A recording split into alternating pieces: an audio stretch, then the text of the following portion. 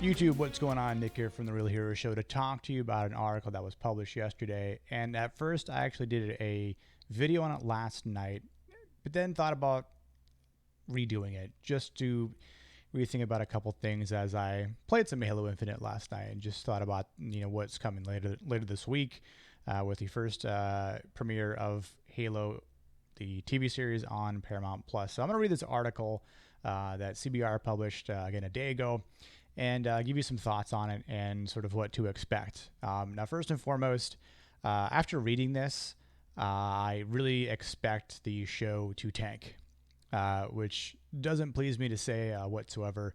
I'm a longtime Halo fan. I've been playing the game since it came out on the original Xbox. I've competed in tournaments in Halo 2 and Halo 3. I have the books. I've got a Cortana and Master Chief picture hanging on my wall right here above my finger in the video. It was something I grew up with, and spent numerous hours on with friends and LAN tournaments and LAN parties, and just had a great time. So it's something that is I'd say near and dear to my heart. And when I see something like this published and stated, it's just, I'm not going to say it's offensive, but I'm just going to say it's pretty bothersome because it just shows that they don't really give a crap. And it's sort of just like a disrespect, even though they might try to seem like they're doing some sort of homage or, trying to pay respects to the fans. But in turn, we're not asking for much. It's just stick to the source material. At least have someone read the outline of the video games. I'm not saying to play through each of the 6 video games and read all the books, but you could have just even watched a YouTube video, for Christ's sake, to see what the first game was about, or even the second game, or the third game. But they didn't even have the wherewithal to do that. So let's go ahead and take a reading on this. Halo showrunner Stephen Kane revealed the creative team behind the upcoming Paramount Plus TV series avoided looking at the video game that inspired it. Kane discussed the Halo games' influence on the genesis of the show in a recent interview with Variety. Quote, "We didn't look at the game. We didn't talk about the game. We talked about the characters in the world, so I never felt limited by it being a game," he said. My comment on that statement to Mr. Kane is, the first thing you just said, we didn't look at the game. Problem number 1. You didn't talk about the game. Problem number 2. Sure, you might talk about the characters in the world, but because you didn't play the game, right there shows you don't really truly know about the characters in the world. You don't know about the characters that they have existed for 2 decades now. You don't know the relationship between Master Chief and Cortana and what happens after Halo 3 with Cortana. You're completely oblivious to it. Not only that, but you're probably oblivious to the Arbiter. You're probably oblivious to the 3 Prophets. You're probably oblivious to the Flood. You're probably oblivious to 343 Guilty Spark. There's the Forerunners. See, that could go on. But there's a lot of ignorance that is coming from them, and that right there just doesn't bode well. Actor Pablo Schreiber, who plays Halo's protagonist, the Master Chief, confirmed that the cast and crew nevertheless benefited from their source material's well-established backstory. They benefited because the story has been well written for years. And this show will never come close to the story that was written in the video games. Continuing. The richness and the depth of the universe was immediately kind of mind-boggling, explained Schreiber, and incredibly exciting. Because what it means as a storyteller is that there's already been a huge amount of preparation and groundwork. Exactly.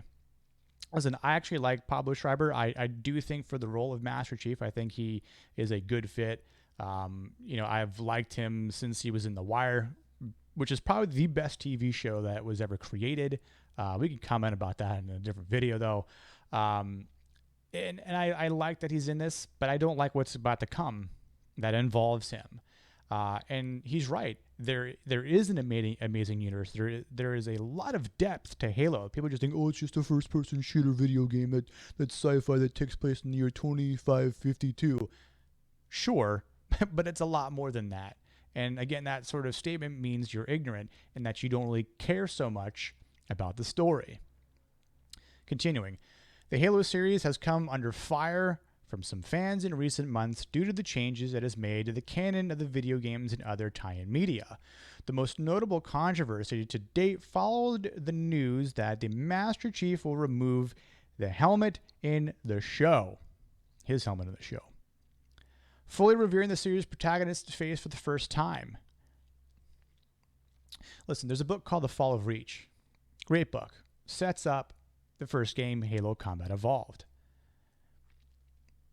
So, John, Spartan number 117, his actual details of what it looked like as a kid was described in the book before he was taken to be a part of the Spartan 2 program. When you wear a suit like that for a lengthy period of time, you're in cryostasis, the battles that he's been in, the wars that he's fought in, it's not going to look quite the same. Of course, he's aged. Now, is it going to be a big spoiler to see what he looks like? Because I'm sure it's going to be inaccurate to what's described in the books. Probably. But we'll see. I'm kind of curious to see what they're going to do in that take. Nonetheless, that is just something that isn't needed. There's no reason to reveal what he looks like. That is part of what makes Master Chief the Master Chief. And if you know about Halo and you know about the Master Chief, then you know exactly what I'm talking about. It's just like, I can't quite call it the same thing as Darth Vader at the end when he takes off, when Luke takes off his helmet, because it's a different sort of setting. But that's just who Master Chief is. Like, John doesn't care about that. He has his missions and he has his goals and he gets it done at any cost. Continuing, executive producer Kiki Wolfkill, that's a pretty cool name, defended the decision at the time. Interesting wording there. Writing, with the television series, we want to take you on Master Chief's journey and let you experience as a viewer his story and evolution from an external, subjective view.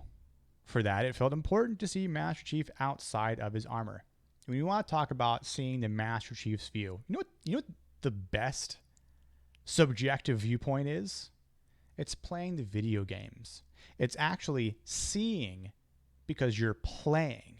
You are the Master Chief. When you pick up this controller right here, when you pick this up, you are the Master Chief. But there again, you'd have to play the game to understand that, Kiki. And that's a problem.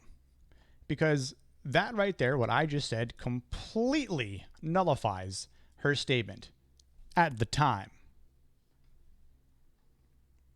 And I guarantee you, we could probably tell you a better story. Fans could probably tell you a better story than what we're about to see here. Halo's redesign of artificial intelligence Cortana also drew some fans' ire shortly after the first Halo trailer dropped. I will say I did do a trailer review, I guess we'll call it, with the pictures, and I did comment about what they made her look like in that video if you want to check it out. I do like the fact that they got the original voice actress. That's big in my book, so I'll give the show kudos on that point. Unlike her blue-skinned and glowing video game counterpart, the Cortana of the show sports a marked, different, more human look.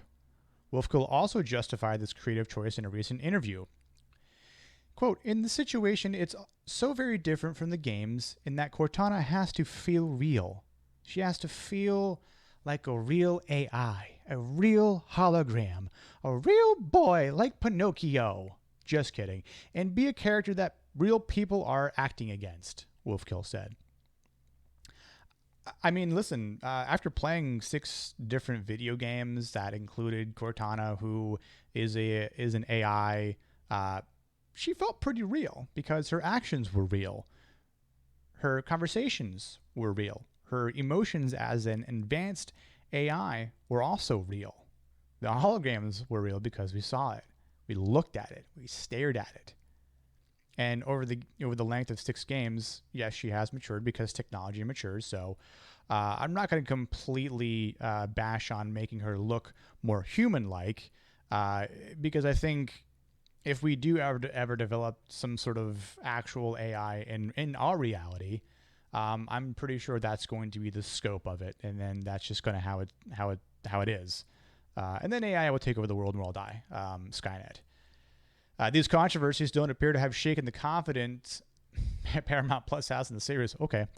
The streaming service announced it was renewing Halo for a second season at a February investor presentation.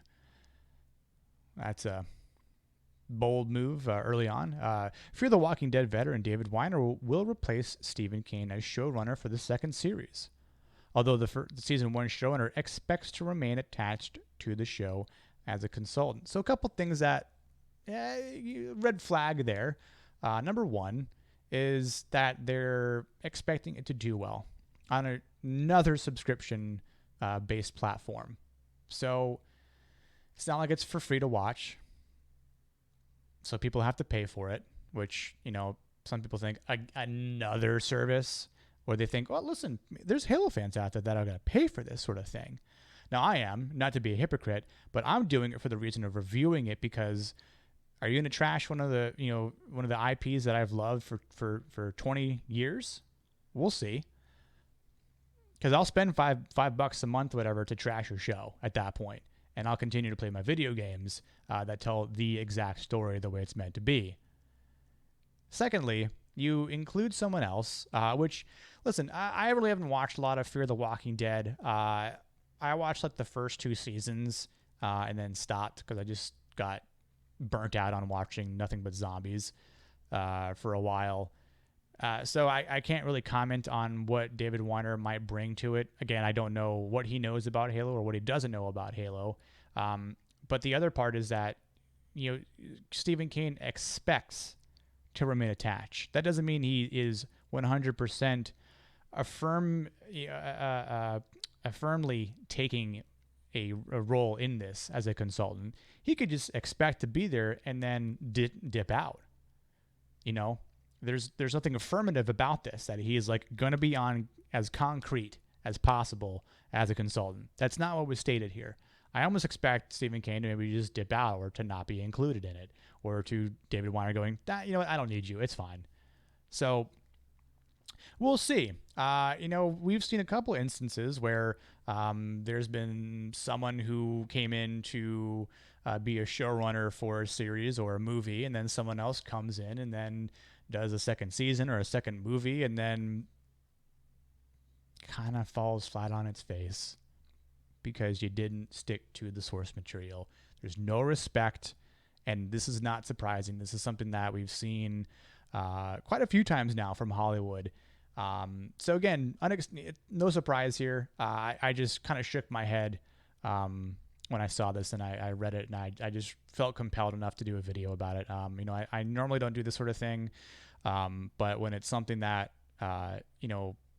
is part of who I am or part of what I've loved growing up, I'm going to cover it. So let me know what you think. If you're on par with where I'm standing, then I guess we'll just see how this goes together. If you have no clue about the Halo games and are like, what's this guy ranting about? Well, perhaps if you watch some of my future content and videos, you'll know. And I do appreciate it, and I do appreciate the support. And expect to see a video about the first episode this Friday. So until then, cheers.